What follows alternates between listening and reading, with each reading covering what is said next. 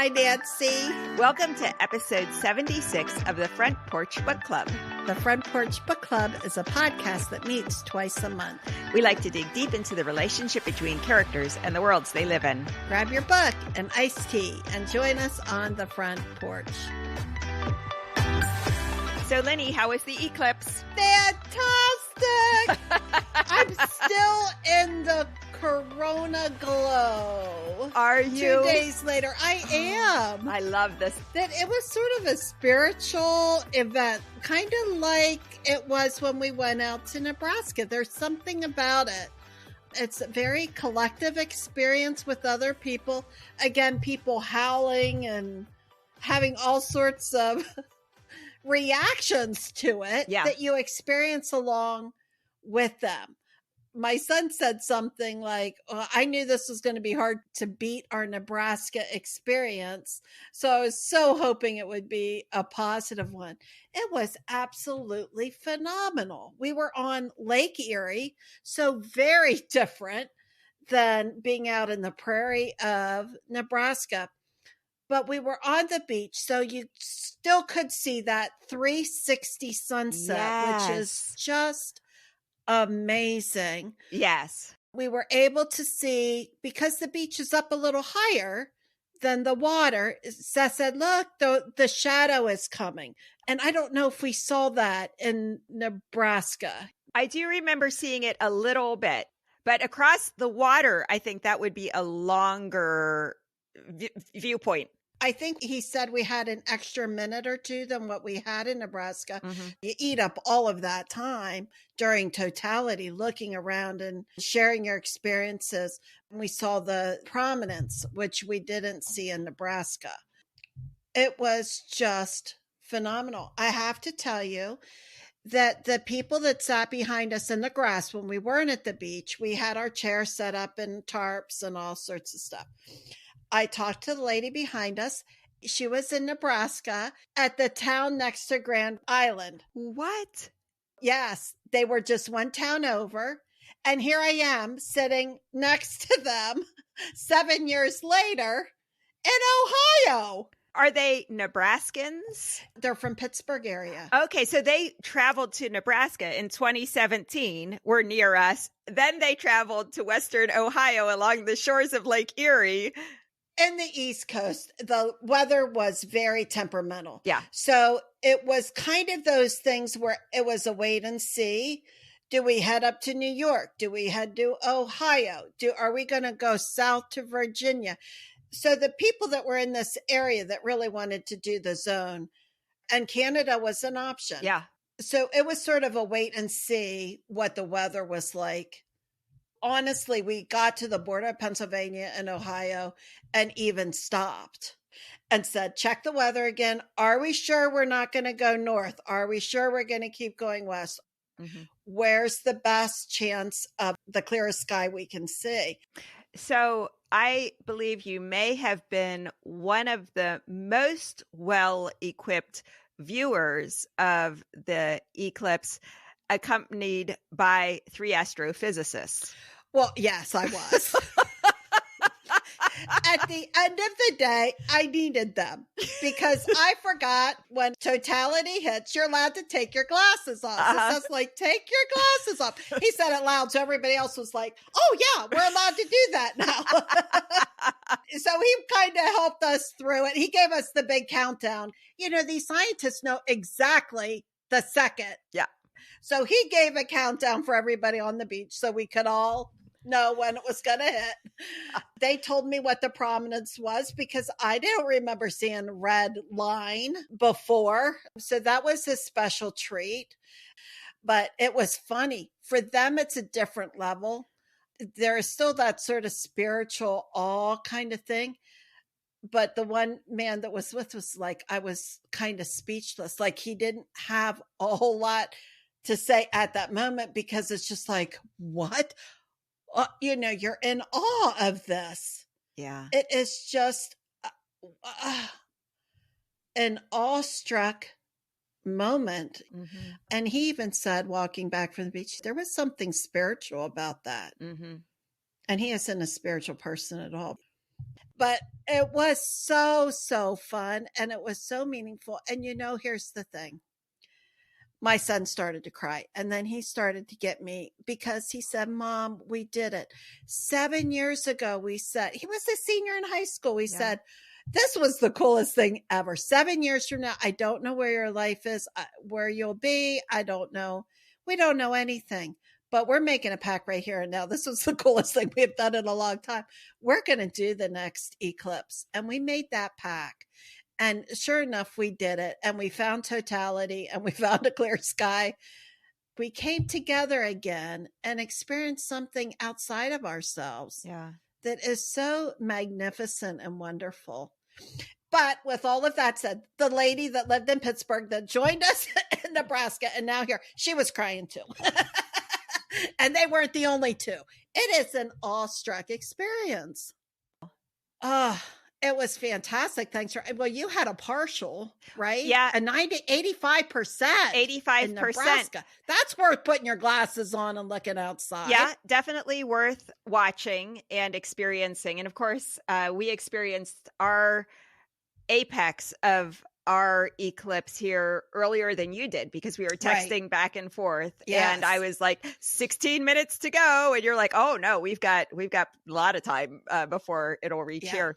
But it was definitely worth seeing. It was a very different experience than the totality we had in 2017. It was not as dramatic. And I was thinking back in the day, before we understood what was going on with the sun and the moon and the earth, I think people could have been out here on the prairie and have experienced even an 85% eclipse without maybe even necessarily knowing it. Because if you glance up at the sun, you don't see anything different.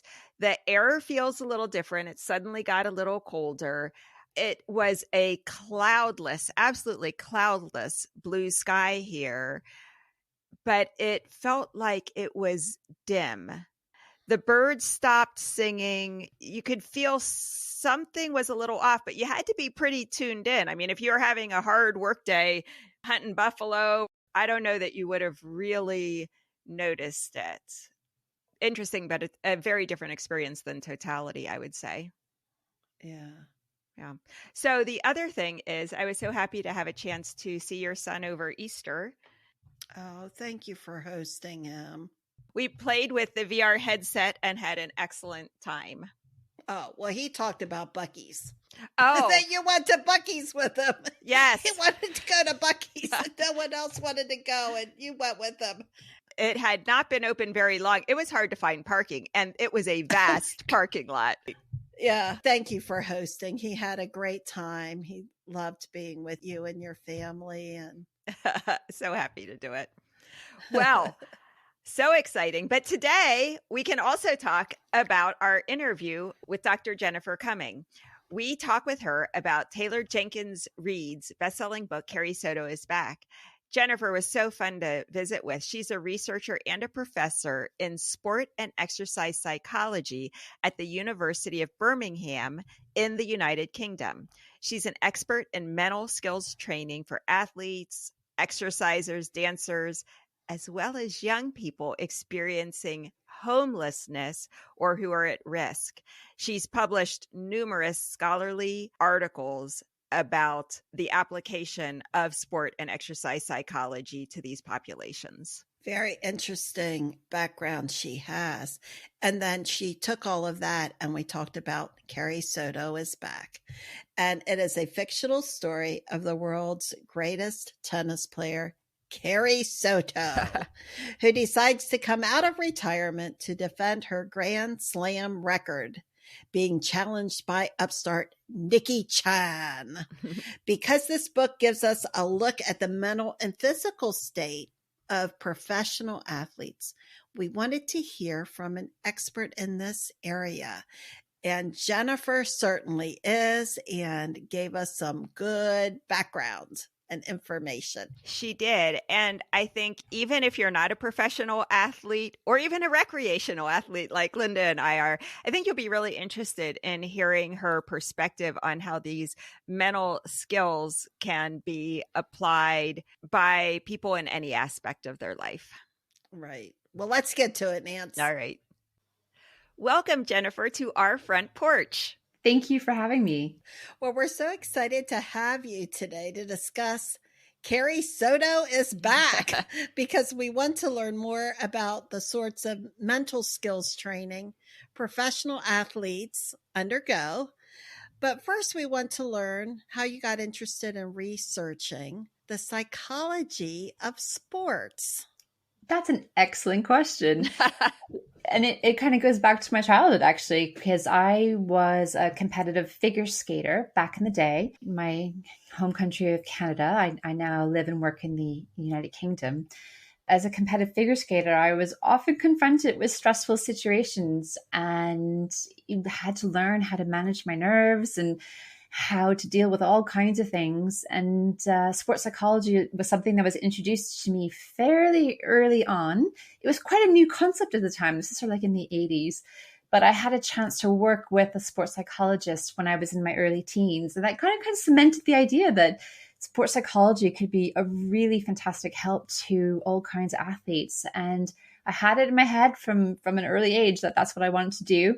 And so then went on to university, and now I'm a professor in sport and exercise psychology at the University of Birmingham. That's amazing. When did you start your competitive ice skating? How young were you, and how long did you continue with that?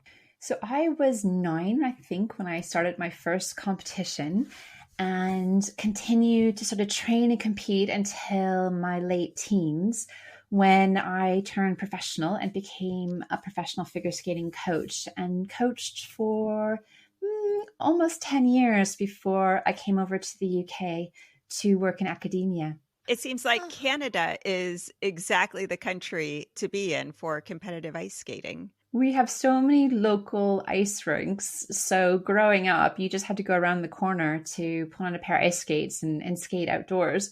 And there's an indoor rink all over the place. So yeah, you really have lots of opportunities to skate.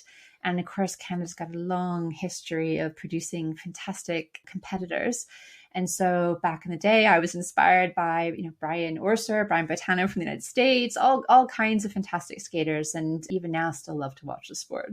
I love ice skating. It's one of my favorite Olympic sports. And I've been to like Cascades on Ice or Cavalcade, whatever it's called. All those kind of shows. I'm one of the people in the bleachers appreciating that. Love that. That was me too.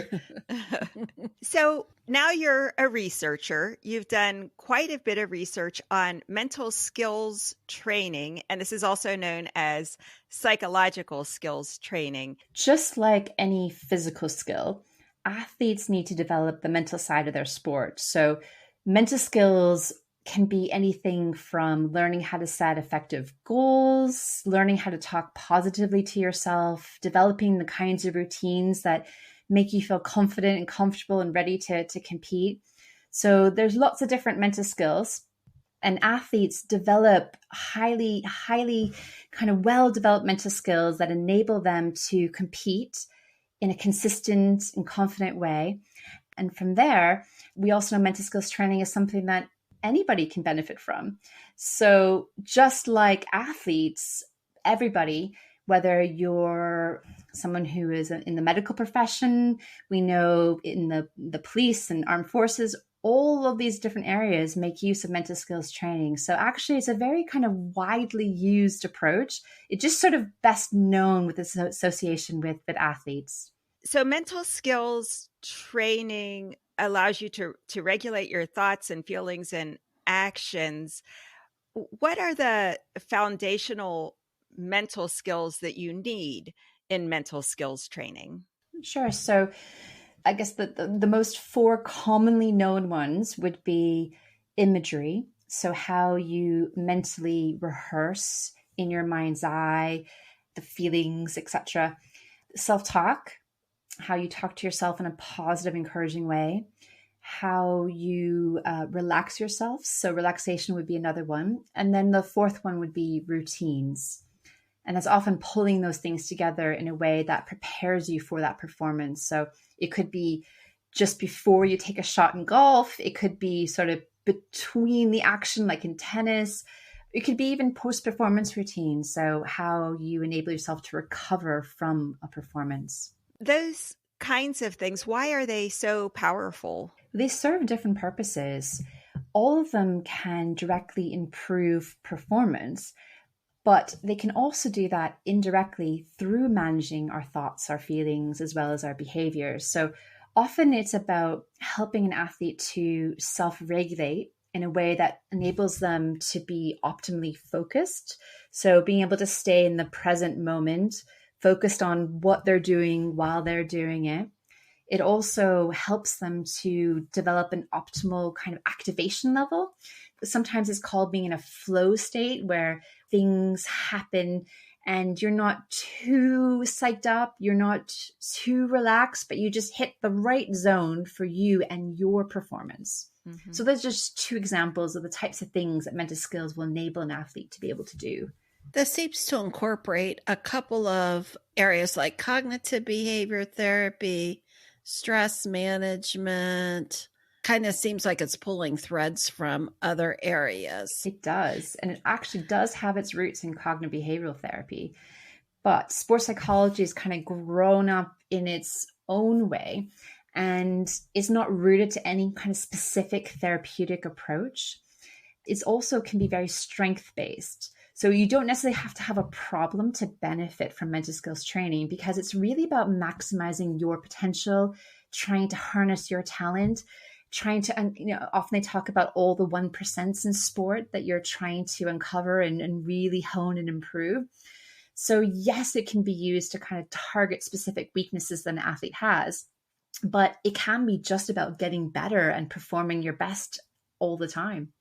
Our listeners know Linny and I are both working hard to become better at sports that we both picked up just a couple years ago. And we don't have that in our background. Right. So we didn't start ice skating. No. It's fair to say we were not athletes growing up.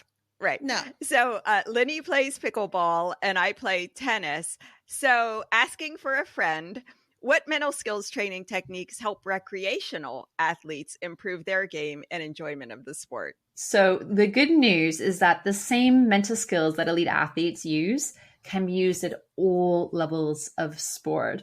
And as someone who's worked in sports psychology for a long time, I can tell you that I have worked with individuals who are at the highest levels, but also those who just do it for fun and recreationally. So you can benefit from all these mental kind of techniques that we've just been talking about. I guess the trick is to find the things that already start to work for you and to develop those. So for example, some people find it very easy to generate images of themselves performing in sport. And imagery can be a powerful technique because you can use it to help with motivation, with confidence, with focus. It can also help you to develop the technique, build good habits, and so on and so forth. Actually, the outcomes are kind of endless with imagery. So that's a really good one to use when you're learning a new sport like pickleball or tennis. And I think you wrote an article on this, the athlete imagery ability. It's a predictor of confidence and anxiety intensity and direction. And that was in the International Journal of Sport and Exercise Psychology. So it also helps reduce anxiety. Am I understanding that correctly? Yeah, and that depends on how you use it. So let's say you are going into a match and you're feeling a bit nervous about it. That's me. Always. That's you. Always. So one of the things through imagery is that we can have this opportunity to experience ahead of time what this match is going to be like. And all the things that are normally there that kind of signal that this match is going to be happening, is going to be important, and kind of brings around those kind of familiar feelings that you go, aha, that makes me think of nerves. So the butterflies, the muscle tension, whatever it is, each person's a bit different on this. Through imagery, we can experience that sort of scenario and we can bring about all those feelings. But we have the power through our imagination to be successful in that situation and cope with it. And so we start to teach our body and our mind that this situation isn't the threat that we often think it is. Actually, we can start to reframe it. We can change the meaning of it to being more of a challenge. So something that we're confident and ready to do, we're prepared, we're trained for it. And we can play out all the different scenarios that typically might make us nervous, but then use it to then try to master that situation and build that confidence. So it's something that I call coping imagery, and something that can be very, very powerful for athletes to use to help manage their nerves and be confident in the situation that they're about to face. And so this is not about pretending not to be nervous. It's acknowledging the nerves, but then just using this imagery to show yourself that you can overcome the nerves, or it doesn't have to affect your performance. Is that it?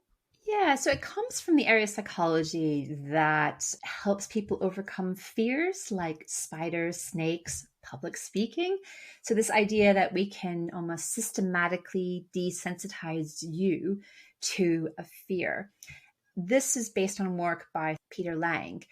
He used imagery with people to overcome these very well-rooted fears by helping them to see it, feel the situation in the way that would be very realistic, all those same kind of feelings and thoughts that would be happening, but then trying to change the meaning of it. And so in sport, we recognize we get this all the time. So actually we can make use of it. So a lot of the research I've done over the years has been to try to really develop these kind of imagery techniques. We know it's very powerful to image things in a way that's we call in a mastery way. So everything happening perfectly, and you feel really confident by that and really positive by that. But in the real world, things happen and you need to be able to deal with these different situations. And so actually training athletes to cope with them is a very powerful mental technique. You can certainly see that in the book, Carrie Soto. I think she could have benefited from some of this, Jennifer. You get an appreciation, inside look of what competitive sports is. She does a really good job at being focused on her goal, but boy, she has some blind sides too. So in thinking of the psychology behind this, where do you see the deficits, first of all, and then how would you approach it? She definitely has some deficits. She absolutely does. And I think the author, Taylor Jenkins Reid, does a fantastic job of giving that kind of insight of what it's like to kind of live, breathe every day in and out a sport, and the dedication that it needs to kind of get to the top, stay at the top. And in this case with Carrie Soto, return to the top when you are considered to be too old for the sport. And what's surprising, but maybe not given the era that the book takes place in, is that the first time she encounters this idea of mental preparation comes from a conversation with another character, Bo Huntley. I think he kind of sort of suggests to her, oh, have you heard of this book? I think you need it. And she kind of goes, no, I mean, I could have written the book. And by this point in the story, you think, no, you really couldn't have written the book. No, you couldn't. and I love the fact that the character of Bo kind of says, well, just by saying that, you're kind of, just reinforcing my whole point that you probably do need it. And then he goes on to kind of explain to her this idea of self one, self two that is in the book. There's variations of that kind of theme all over psychology.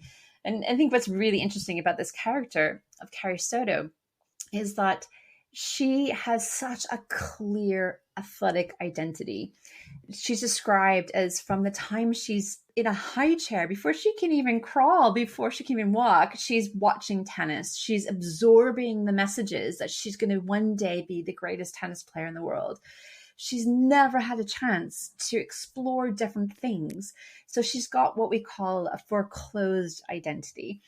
And that kind of speaks to so many of the psychological issues that she has over the course of her adulthood. So by the age, I think she's 37 in the time the book takes place. she's not yet actually gone through probably a normal adolescent development. She's still figuring herself out. She hasn't quite worked out who she is, what she wants to do, and where she's going in life.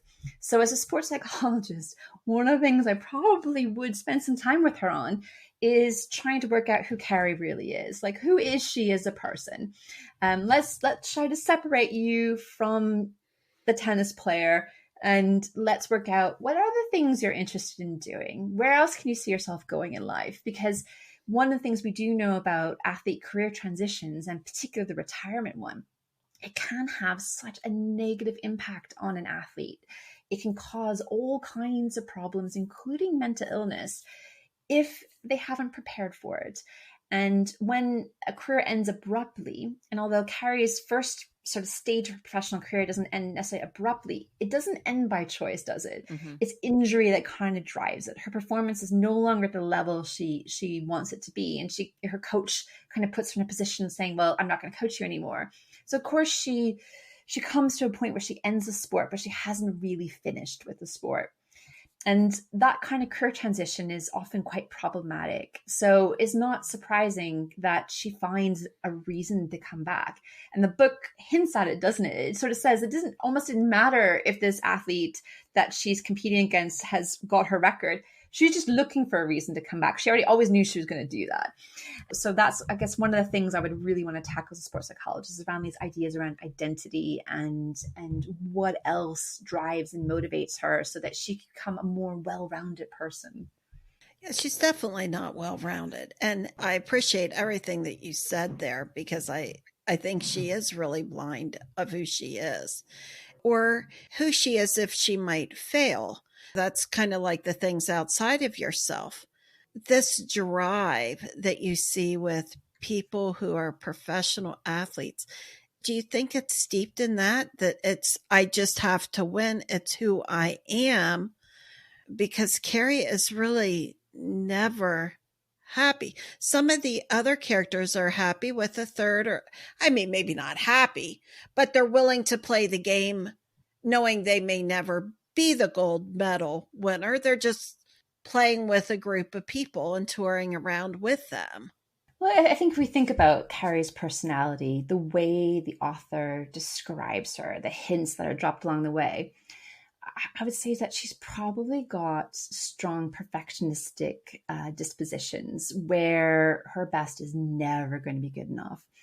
So across all the records that she breaks, the fact that she is the top female athlete and has held on to this for longer than anybody else has in the history of female tennis before this point in terms of the story, that's still not good enough.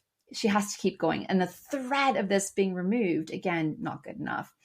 So although her father throughout the second phase of her career is really encouraging her to find the enjoyment, the fun of it, she just doesn't get what that is, because that's not something she ever really associated with her sport.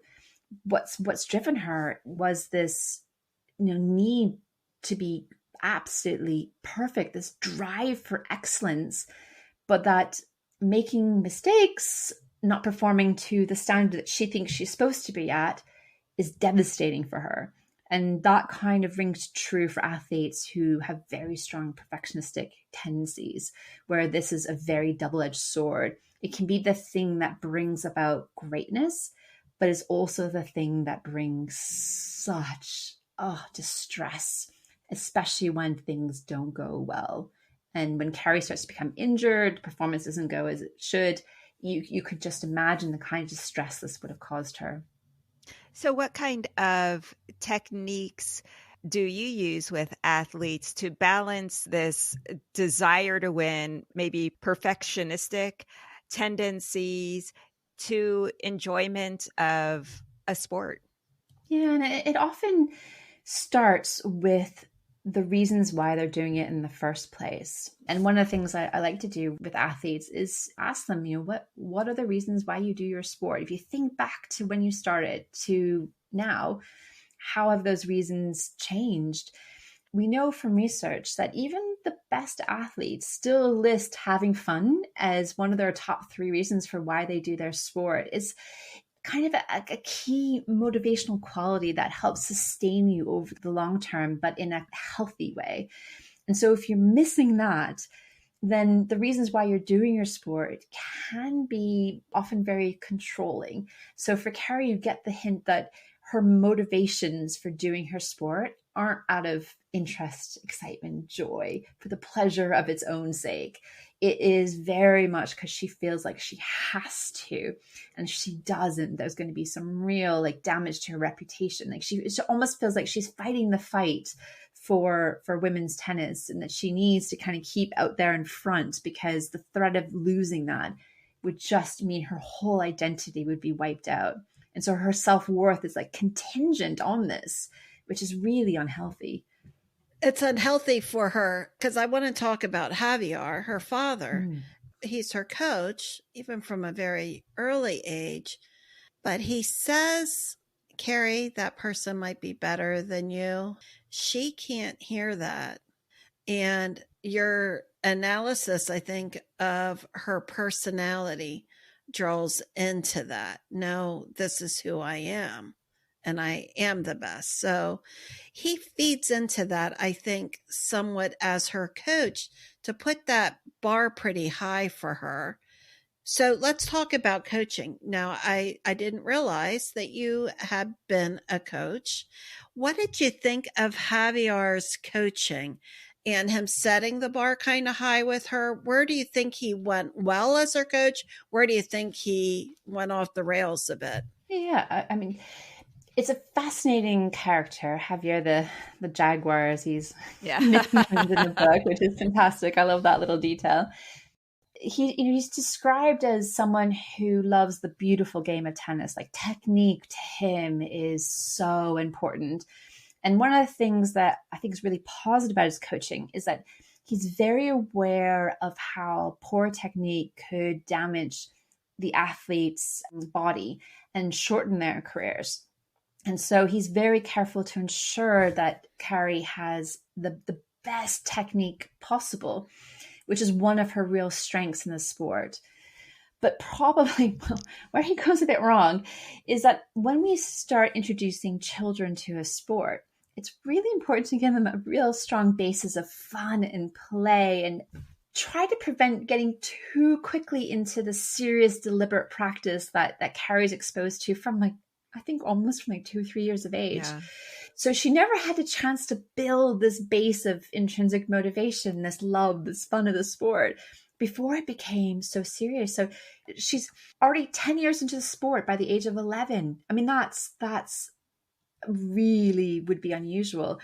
And she's already trying to compete with world-class tennis players at the age of 11. He puts her into this situation where she has this match against, I think, the 14-year-old. Is it Mary Beth, the character? Yes. And he sets her up purposely almost for failure to see how she responds. Of course, she's not going to respond well to this because he demands such perfection from her. So one of the things that can be detrimental to the coach is when you have such a strong orientation to demanding perfection. And I'm not talking about like asking your athlete to be excellent.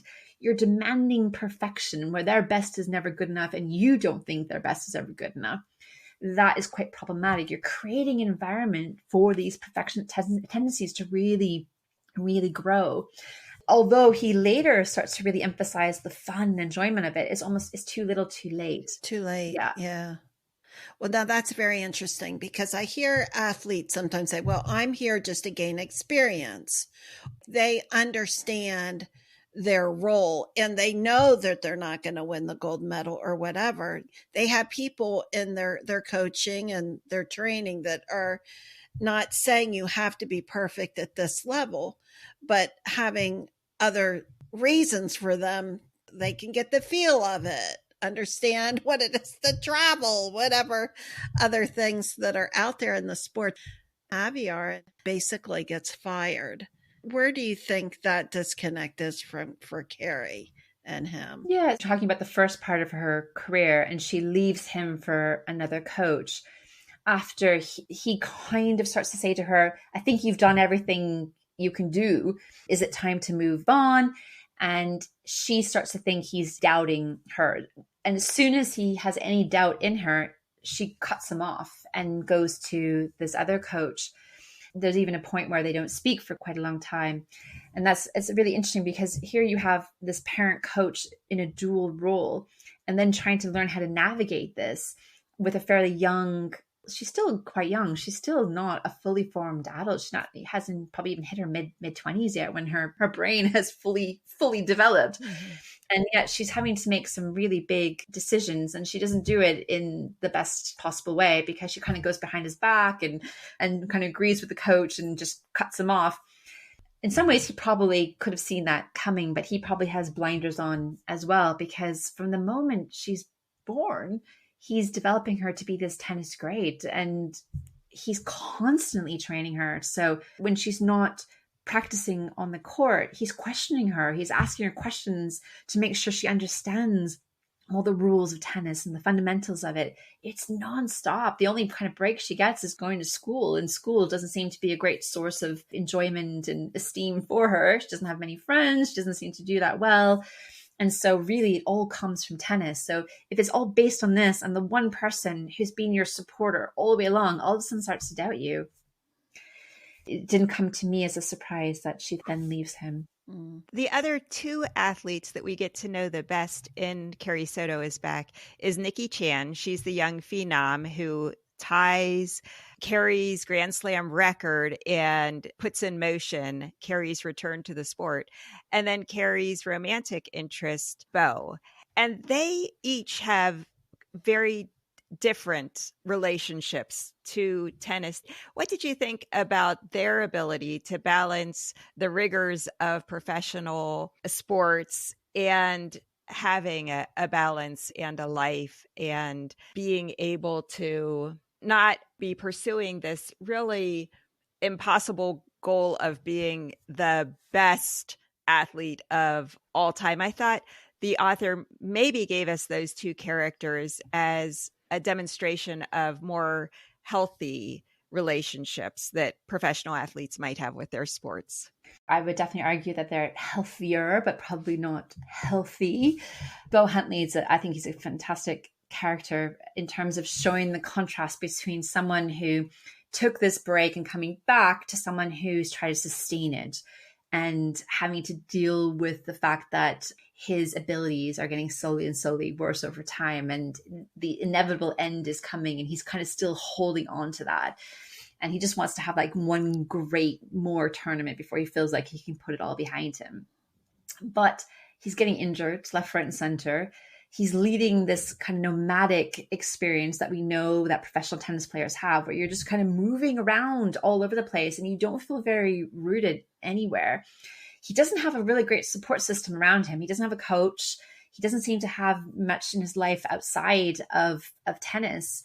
So you don't get a really good sense of his connections. So actually kind of reconnecting with Carrie and becoming her kind of partner to train with on her return to tennis has probably come at a really good time with him. And I love the relationship that develops between him and Javier, because you kind of get to see his coaching through a different lens and how he connects with a different athlete. And I thought that was really delightful. Mm-hmm. And what were your thoughts on Nikki Chan? I love Nikki Chan as a character, because I think she was able to connect with Carrie in a way that nobody else could, because finally Carrie has found a peer. She's found someone that she grudgingly learns to respect. And Nikki kind of forces her to become friendly. And Carrie doesn't have the skills to make friends. She doesn't know how to do this. She's never done it. She's been trained from an early age that your opponents are your enemies. You do not make friends with them. Even though these professional tennis players who lead this nomadic existence, the only people they really see on a regular basis are their opponents. And so the fact that she's cut herself off from everybody else, has gained such a bad reputation. Finally, here's someone who kind of breaks through the cracks of this hard steel veneer that she's built up around herself. And I just loved all the conversations that they had together. And just bit by bit, you could see Carrie warming up. And you saw the glimpses of this person who she could be. I just love the twist at the end when Carrie becomes her coach. That was absolutely fantastic. So you said you thought that Nikki and Bo were healthier. What do you see as their deficits in terms of their relationship with the sport? if we take Bo, at the time the story comes about, neither of them have coaches or entourages, which is really unusual for players at that high level. And so normally, and maybe this is more of a 2024 lens where the book takes place in the 90s, is that they have people around them to support them. So even if they're changing coaches, they still probably have access to athletic trainer on their strength and conditioning. They have access to sports psychologists. They have access to assistants to help them plan all their travel, etc. So although I think Bo shares the same sports agent as Carrie, you don't get a sense there's anybody else really there supporting and cheering him, helping him on. In fact, they talk about how his parents don't really take much notice of him as a professional player, and would have preferred if he'd actually gone something a bit more academic. So he doesn't have that kind of support. You get the sense that they're playing tennis at a very high level, but they still have some areas to improve. So with Nikki, they pick up on the fact that she's got some bad techniques. She just throws herself all over the court, doing the shots that have enabled her to win. But now that she's getting on a little bit, her body is getting a lot of wear and tear, and her career is threatened to be shortened if she doesn't sort of fix these things. And Bo, with his own injuries, he has to work really hard to come back from them. And each time he gets injured, it probably is going to take longer and longer to bounce back with that kind of aging body. And he's quite resistant at first to changing his technique. But because he realizes this is kind of his last shot, I think he starts to go, you know what, maybe I will take this advice. And as he changes his technique and realizes he can be successful, he's open to more change. And so you kind of get the sense that actually he's kind of come over the other side of maybe someone who was quite stubborn and not able to take on coaching, to now at this very final stage of his career, he's a little bit more open to it. So I think these characters go on their own sort of journey alongside Carrie, which is really interesting. And I loved just getting more glimpses into this kind of world of the professional tennis circuit. Yeah. Given the nomadic nature of professional tennis, maybe also other sports like ice skating, where you are going from tournament to tournament, what are the techniques that can help keep athletes healthy mentally? Yeah, and keep grounded as a kind of well-rounded individuals. And in fact, one of my recent PhD students, Saul Schramm, he did some work on this very question. And one of the things that really seems to help them is to have sources of social support that they can keep connected with, because tennis is somewhat unique in that the schedule is very grueling, and it goes on for a very long period of time. There's very few times in the year where they can have some downtime, where they can go back home, reconnect with family, friends. And so it can be a very lonely existence, which can have quite a detrimental effect on their mental health. So being able to have that kind of social support is really important. And in fact, in Saul's research, he found that the pandemic provided this opportunity for the players to kind of reset, reflect, reconnect, and actually provided them with a lot of positives of things that they didn't normally get. That's really interesting. And I know the Professional Tennis Association, they're looking at how they can structure the tour in a way that is healthier for the players. And we know that there's a lot of inequalities. The book kind of hints at quite a few of them around gender, the intersection between gender, ethnicity. But one of the big inequalities that comes out in the research we've done is financially. So the top players get the most amount of money. And when you think about the tour, there's so many more players who are trying to get around to all these different tournaments, but have very little that they're taking away from the prize money. And so there's huge inequalities in this, where the best players who are getting the money get to have the entourages because they've got the income to support that. They get to stay in the best hotel rooms, where the players who are further down the rankings are often really struggling financially. And it comes down to, can they get support from their families, etc., not just from a social support, but also from this kind of practical support. So there's a lot going on for these players, way beyond what we see on camera when we're watching these big tournaments. We're interested in the work that you're doing. The program's called My Strengths Training for Life program. So you're incorporating some of these same strategies with children that are at risk or homeless. Is that correct? That is absolutely correct. Okay, so how are you doing that? This is a program that is now 10 years old. We're actually just celebrating the anniversary this month from the initial pilot program, where work being done in the West Midlands of the UK. So this is kind of in the middle of the country. There's a fantastic organization called St. Basil's. And about a decade ago, they had heard about the work we were doing with a local Premier League football academy. So soccer to our American audience. And they thought, you know what, all that was being kind of talked about, our young people would benefit from. So they contacted me and said, what do you think about taking the sports psychology that you do with athletes, and could we adapt it for our young people? So we're talking about young people experiencing homelessness between the age of 16 and 24. In particular, they were concerned about the group who were not currently in education, they weren't in work, they weren't in training, and they seemed to be the furthest away from it because they were experiencing quite a lot of challenges, complex problems. And so the idea is that if we take mental skills training, it's not about having a problem. It is about providing you with an opportunity to help you move towards where you want to be. So because it comes from that kind of strength-based perspective, it doesn't carry the stigma that's often associated with the types of programs that young people experiencing homelessness get, where they're offered things like anger management or information about drug abuse and how to stop. They don't want to engage with those kind of things. And so those interventions are often not very successful. So one of the things we really wanted to do was to develop something that they said, well, if it's good enough for an Olympic athlete, it's good enough for me. Because of the type of approach, it can also work with all the different types of young people who are experiencing homelessness.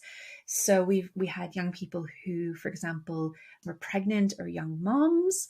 We had young people who were justice involved, young people who were coming out of the care system. And it didn't matter. It really didn't matter because the program was designed to meet them where they were at, help them to develop the mental skills that would enable them to work towards becoming independent. And that's the goal of the program: building self-esteem, building well-being, building resilience, but it's all rooted in the things we do in sport. And so the young people really connected with that. And it's a program that has been now going for 10 years. It's now well embedded within the organization in the West Midlands. And we've developed toolkits to share that with other organizations across the UK, across the world, and enable them to be able to take those kind of mental skills and bring that into the work that they're doing with young people, whether they're at risk or already homeless. That's fascinating. So what does the program look like? Is it one-on-one counseling? Is it a group setting? How is the program delivered? It is actually originally developed as a group-based program. So the initial program was 10 group sessions in the supported accommodation that young people were living in. So it's sort of like sheltered accommodation in the United States. And through the 10 sessions, we were helping young people to develop their mental skills for the second part, which was to take them away to an outdoor pursuit center, which was based in the Lake District of the UK, which is a beautiful area of the UK, about 3 to 4 hours from Birmingham. So where we have our young people who, most of them had never really ventured outside of the urban area of Birmingham. To take them to this outdoor, beautiful setting was a massive challenge for them. But we wanted them to have an opportunity to develop and use their mental skills in this new setting where they were climbing mountains, doing high ropes courses, and all these super challenging things that if they could use their mental skills here, then that job interview a couple of weeks later wasn't going to seem like much of a challenge. So we wanted them to have this practice in this real life setting. And then be able to have the confidence that they could take these mental skills with them into all the areas of their life. And so that was the main focus of the program. Over time, we've now developed iterations of it, so it could be delivered one-to-one with young people. And so sometimes it's more appropriate for a young person to have that more one-to-one support to build the confidence before they can get into a group setting.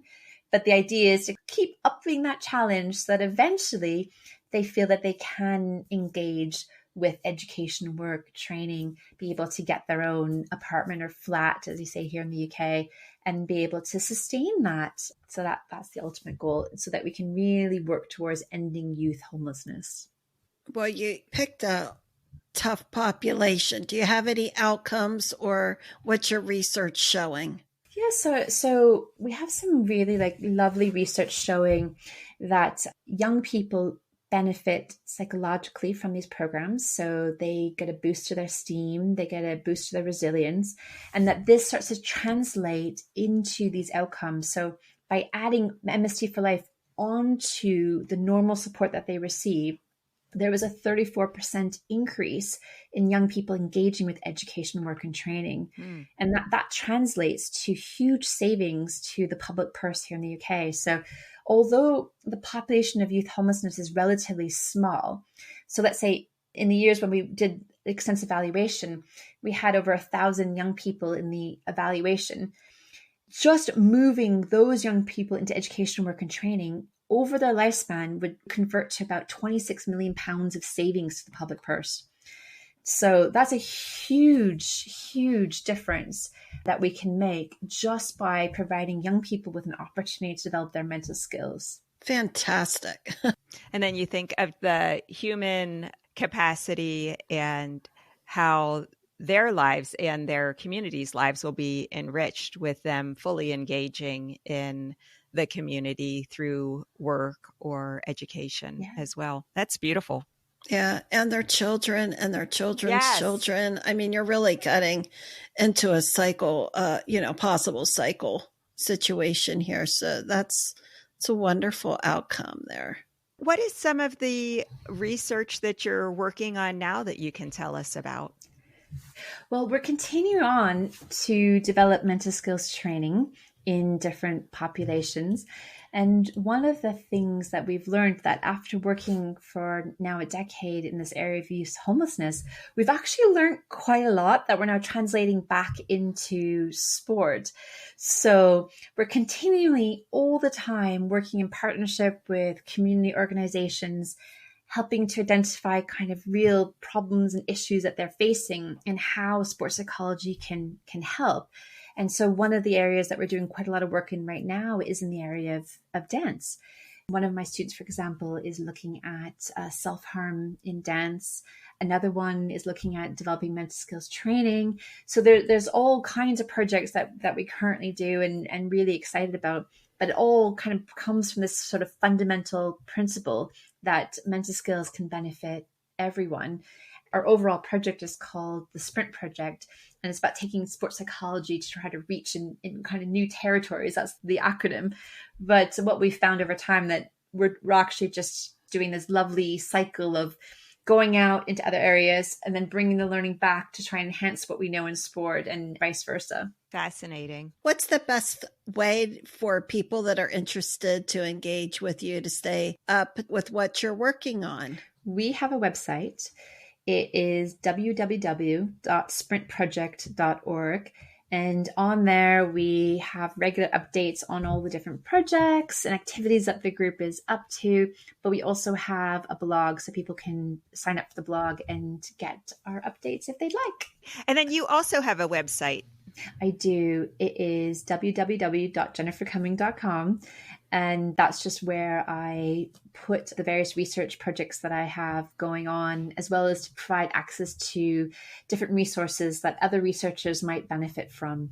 If there is, say, again, asking for a friend, a recreational athlete who is interested in learning more about these areas, are there particular books or podcasts or anything else you might recommend beyond you've talked about your blog that might be helpful? Yeah, we actually do have a toolkit and some some online resources on our blog. So anybody can go on there and download them. That will enable you to kind of go through and do your own strengths profile and look at goal setting and all kinds of kind of really key mental techniques. But there's some fantastic books available around mental skills. And one of my favorites happened to be written by a professor of mine back at the University of Ottawa, Terry Orlick. He has had a number of books, but they're the real classics in sports psychology. So I think anybody who kind of wants to get into the area would be a good place to start. The Mental Links of Excellence and various other books by Terry Orlick. Very good. Thank you so much for joining us on the front porch. It was fascinating for me to hear about sports psychology as a discipline, the work you're doing, but so fun then to be able to talk about this in the context of Carrie Soto is back. Thanks so much. I really enjoyed it as well. Thank you. Okay, Nancy. Very interesting interview, wasn't it? I loved it. Yeah, we talked a lot about imagery, and I am a big fan of imagery. And every time somebody reminds me of imagery, I remind myself I need to use imagery more. And this just isn't for the athletes. This is just for life, for being a better person, being a happier person, reaching your next goals. And so I don't think people can say enough about imagery. How have you used imagery in the past? I have used it a little bit to reduce stress, seeing myself successful, and as a grounding technique. So do you imagine yourself in a situation that you think will be stressful? Yeah. What does that look like for you? And surviving it. Yeah. And getting through it. Nancy, even when we were in the band, now she talks about the 70s as kind of the upstart of some of this, but in the 70s, we used imagery. We had to walk through our band show. I don't know if you remember that, but we would have to sit back. We would have to remember, okay, we're going to do the show and it's going to be in our head and we're going to walk 3 steps and then we're going to turn right. And we used imagery even then. Because the more you use imagery and the more you're successful at using it, the greater your chance of success was what she talked about. But it's used also in how she said, overcoming stress. Oh, I didn't get that goal or I didn't make that shot. Okay, let me rehearse it in my mind that I can do it again. Mm-hmm. So as quick as like pickleball is, it might not be imagery. I might actually do the hand motion with it to reset what I did by practicing it, or imagery again. Like, okay, I didn't swing that quite right. I need to re-image it in some way. Mm-hmm. I forget that mindset is extremely powerful and that these techniques are not just someone's good idea. They're research-based, they're evidence-based techniques that have very positive outcomes. Now, I would call it narrative therapy, and she didn't really use those words, but kind of reframing, I think is the word she used, and some of the things using positive self-talk. Do you use those? Because I'm pretty much more aware now of negative things that I say to myself and that I need to change it right away. And so I do use that a lot, quite often too. So how do you use that during a pickleball match? Oh, Linda, I can't believe you did that. The next time I will get it. I will learn from that mistake. I see what I did wrong. I don't have to do that again. Anything that's really quick. But as soon as I catch myself, you stupid, or like, the negative things that, oh, doggone, I can't believe you did that. Or you need to lose weight, or whatever it is, like to stop right there and say something really quick to replace it. I think that would be very helpful for me because my mental self-talk is, oh, there, I did it again. Or, oh, they're just better than me. Or I'm just not going to be able to do this. So it does seem like that reframing, that more positive self-talk would be helpful. Yeah. And again, I think we talked about this before. Because you're playing a quick sport, you have to kind of have those quick go things to say, like, those people might be better than you. So you're not glossing it over saying, oh no, I'm Carrie Soto. I can do it. I am the best tennis player in Lincoln, Nebraska. You might say they may be better than I am, but I'm going to play to the best of my ability today. Yeah. Or the next shot is going to be my next best shot. Or I can turn this around. Like I do that one a lot. I can, just because I failed this one doesn't mean I can fail the next one. I can reset it and do better the next time. Just like really simple phrases that I use to reset myself. But the negative self-talk is very strong with me. It is easier the more you do it, but it's still something I have to do constantly. That's especially fascinating coming from you as someone who is a professional counselor, and knowing that it's something you even have to be very conscious about. It makes me think about something I've been trying to do a little bit more of, and that's setting my intention. And so it feels like it's similar to this. So what is my intention as I go to this meeting, as I go to this match, as I go meet this person for coffee? I was wondering, how does all of this then relate to the overall idea of self-awareness? Is this all interrelated to self-awareness? I think what you're saying is it's very purpose-driven almost. Setting an expectation and a goal for yourself so that you don't get lost along the way. Is that correct? Yeah, that's exactly it. So that seems a little different. But like we did talk at the interview with her, is that some good coaches are really purposeful and intentional in selling that to their athletes. Your goal in this meet is that you experience what a competition. Your goal in this meet is for you to get your best score. You're not going to get the Olympic score. You're not going to break the Olympic record. Your job this meet, because you're at the top of where you are, or you're not at the top, your goal is this particular goal. And that is your goal. Your goal by the time you get to the Olympics is higher, but your goal right now is at this level. And that purposeful, intentional, I think, not getting lost, but knowing, did you achieve what you wanted to do? And if not, why? What can we change? What can we do differently to get to the next goal, and to use that as a measurement? Is that kind of related to what you're saying, Nance? Yeah, I think so. That is more related to not getting lost in the moment, to know what my goals are in advance. And even I found that if I don't consciously even think about them during the meeting, the whatever, that often somehow just making that goal and thinking about it kind of lodges that into my subconsciousness. And afterward, I think, oh, I really did manage to do that. Yes. And so then what does that do to your confidence? That does help my confidence. Yeah. Yeah. And that was one of the areas that she said that is the top 4 things is that confidence. Because I know if I set a goal and I've achieved it, then that lifts up my self-esteem. That makes me feel better. That gives me efficacy, that I have control over my own experiences in my life. And that's all positive, good outcomes, I think. Yeah, absolutely. I don't know that I'm very intentional like you. I'm going to use that. I think that's a good thing. So I may just think about intentionality more. Yeah. I like it, Nance. This is such a interesting topic. Just feels like there's so much here that we know about through the research that people like Jen are doing. And yet it also feels like maybe there's so much we still don't understand about how the mind operates. Right. Absolutely. Yeah. Well, it's all good stuff, Nancy. Next month, we're going to be reading a new book. Would you like to talk about it? Yes.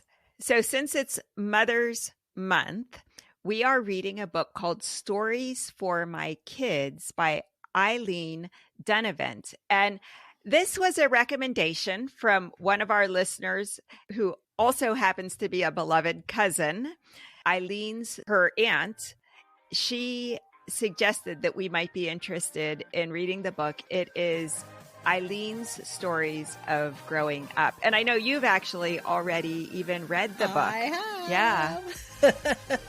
You're going to like it. It is sweet and endearing, and she goes back to her own childhood where there's ice boxes and running around on a streetcar by herself at a young age, and just a different time, you know, horses and the old times. And then we're so excited.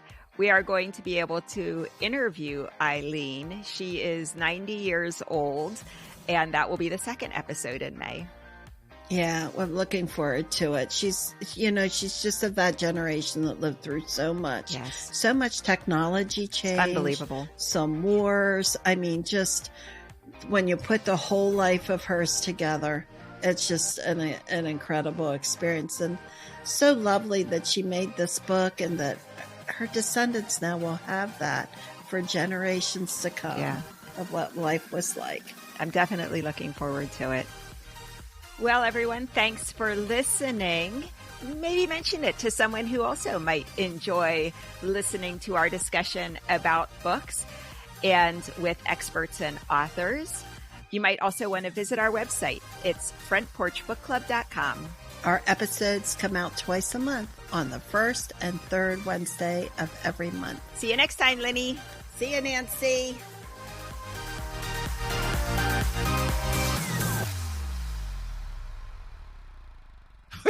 You know?